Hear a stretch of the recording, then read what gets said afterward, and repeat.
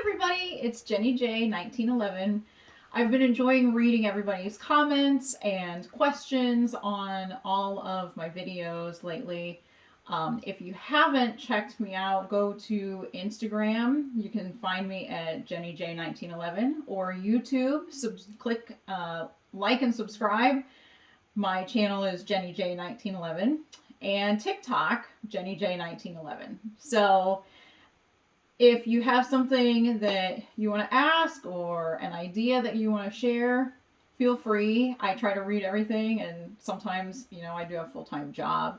So sometimes I get a little behind, but I will try my best to keep up with everybody. So one of the people that commented on one of my videos did say that they felt I should broach the topic of the Second Amendment. And as we all know, most people who are here who are going to be reloading or shooting guns will be in support of the Second Amendment. So, since yesterday was President's Day, and today is actually Washington's official birthday, February 22nd, I was just thinking about all the 222s because today is 2/22/22. So anyway, I wanted to talk a little bit about history and the Second Amendment and ask your thoughts about it. So in 1791, Washington was the president of the United States. He was serving his 2 terms.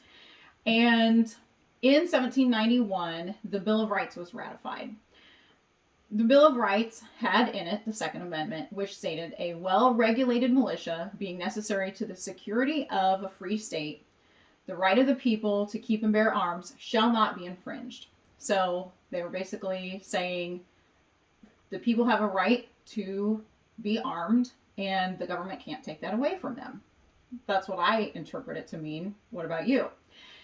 So according to the NRA, which if you haven't joined the NRA, I would suggest that you do that just because it helps support the advocacy and also the education for people that want to be responsible gun owners.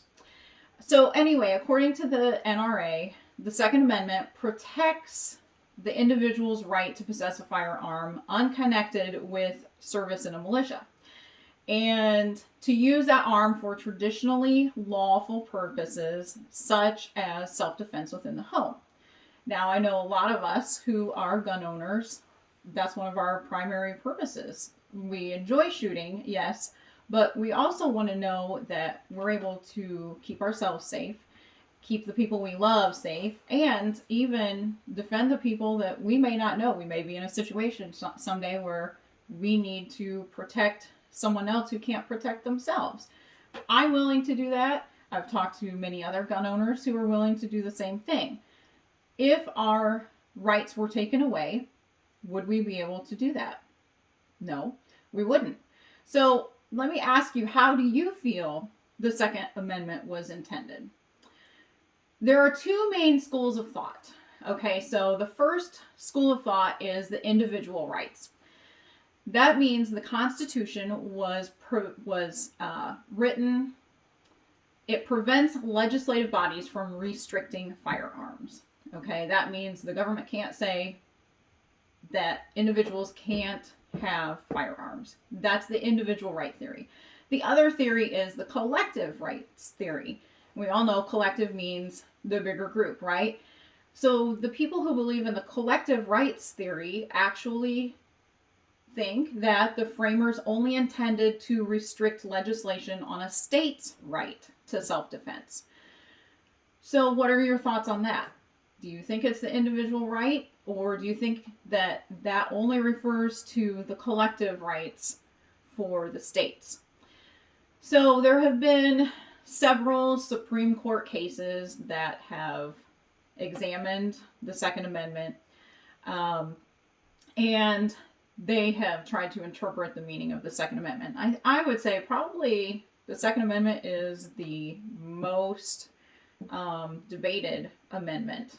And, give me your thoughts on that too. But I feel that's probably the most debated amendment. So let me ask you this.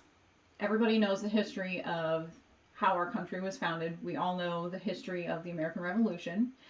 Um, we know that the American Revolution really started coming to a boil at Lexington and Concord.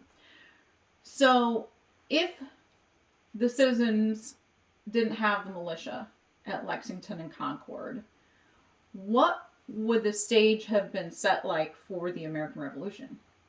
If we hadn't had those normal everyday people, Paul Revere, Sam Adams, to name, some of the big ones that everybody knows, if we hadn't had those people who were willing to defend the rights of everybody, what would the American Revolution have looked like?